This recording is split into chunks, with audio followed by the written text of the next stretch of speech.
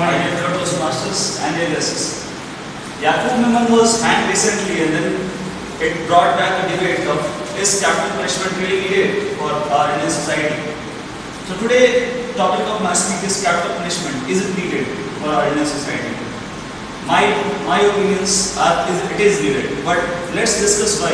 So I'll discuss this each point by point. There are many ways to look at it. So let's start with the point which people give to object, like the people who do not support capital punishment, the points given by them. And the point that they give are pretty obvious. First point, this is inhuman. This is against humanity. To kill someone when we have not given the life, how can we take it? They put a lot of adjectives around it. They say it's a murder, it's a legal murder. Little more spice, it's a legal authorized murder by a fascist regime, authoritarian government and all that. Your freedom is gonna be curbed and all that, God knows what. Second point, what they say is, it's more an act of retribution, not an act of redressal or remedy. It doesn't serve to solve a problem, it just shows that you have done something good and now better face its consequences. It's more like a revenge by the government. Third thing they say is, it doesn't really serve its purpose. Like what they say is, it's been there for decades and rather centuries. India has been free from past 7 decades or so, but it was there all the time before, in British time and Mughal time and even before, And even though capital punishment has been there all this time, crime hasn't really stopped. People are killing each other on streets. They are coming out with creative ways to kill people, and terrorists are taking planes and hitting towers and then going up cities, going up trains, cars, whatnot. So it doesn't really serve its purpose. Fourth point, what they say is, what can behind an innocent life? And then it's an irreparable damage to the society, to his family, to his life. So, well, to be frank, none of these points are totally incorrect. There is a hint of truth in all of these. But the question is, can they really stand the points which support capital punishment? Now, what I am discussing today is based solely for India. I am not talking about the societies which have been free from past 2 or 3 centuries, like France, which has never imprisoned, US, which have been free for almost 200 plus years. I am talking of Indian society.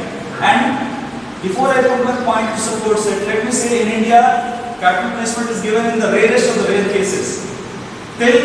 Since independence, 170 or so people have been executed, and most of the executions happened in the first 20 years, and after that, it's been very low. Like recently, Yakub was hanged. Before that, it was Ajmal Kasar, and the guy who perpetrated attack on Parliament, and before that, it was 10 years back, this guy Chikarji from Kolkata, who was hanged for raping and killing a teenage girl. Let's take each point one by one. The ground of inhumanity.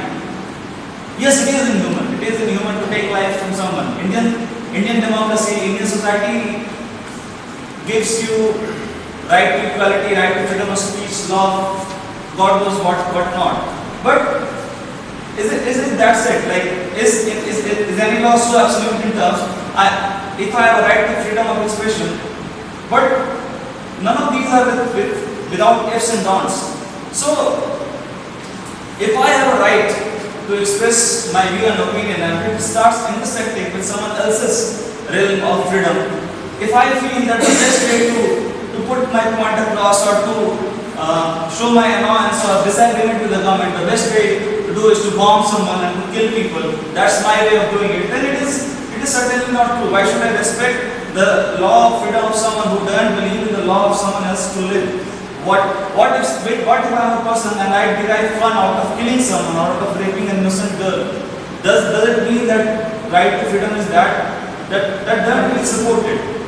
Yes, it is inhuman, but then we have to look at the better good. If I keep a terrorist alive, then Kandahar case can happen. They will hijack the plane, like what happened. IC-814 was hijacked, taken to Kandahar. Maulana Masood Azhar was beat, and this was one of the masterminds of 9/11 attacks. And after 9/11 attacks, thousands of people died there, and then US invaded Afghanistan and whatnot. So, if for the greater good, I don't feel the life of one guy is that sacrosanct that we should keep him alive and to push the life of society as a whole in danger. Second point, it's an act of retribution. Yes, it is. Retribution is a human need that needs to be acknowledged. It's just like love, anger, or whatnot. Retribution is there just to make sure if the government doesn't do any kind of retribution or punishment, then people will take law into their own hands. And then we will see mob lynchings and all that. If we do not punish the bad guys and set an example for others, then how will the society learn? How will it self-correct? And to be frank, it's not like every single Tom, Dick and Harry is hanged. Right now in India there are 1,700 people on death row and their hanging is kept on hold because government doesn't want to deny justice. Let's take the third point. What if we hang an innocent guy? No, it's not. They have given enough time. Yakub was given 21 years to prove himself innocent and he couldn't prove it. He has all these big liars standing by his side, all the lobbyists, entire country, Pakistan to be frank, standing by his side with all the money and everything to stop his hanging, but he couldn't prove his point. And then he was responsible for all these deaths. They say Mumbai blast was a result of Babri Masjid collapse. It was an act of revenge, but Babri Masjid itself was created by a ruler back by demolishing a temple. So we can't just talk like that. So it is needed. I mean, we can't say justice was denied to people who were hanged. So, like time is running out. So basically, what I want to say is we have to look at in terms of India. India is still just 7 decades old, and society has not self-corrected itself. So people still are, and we need something to stop us.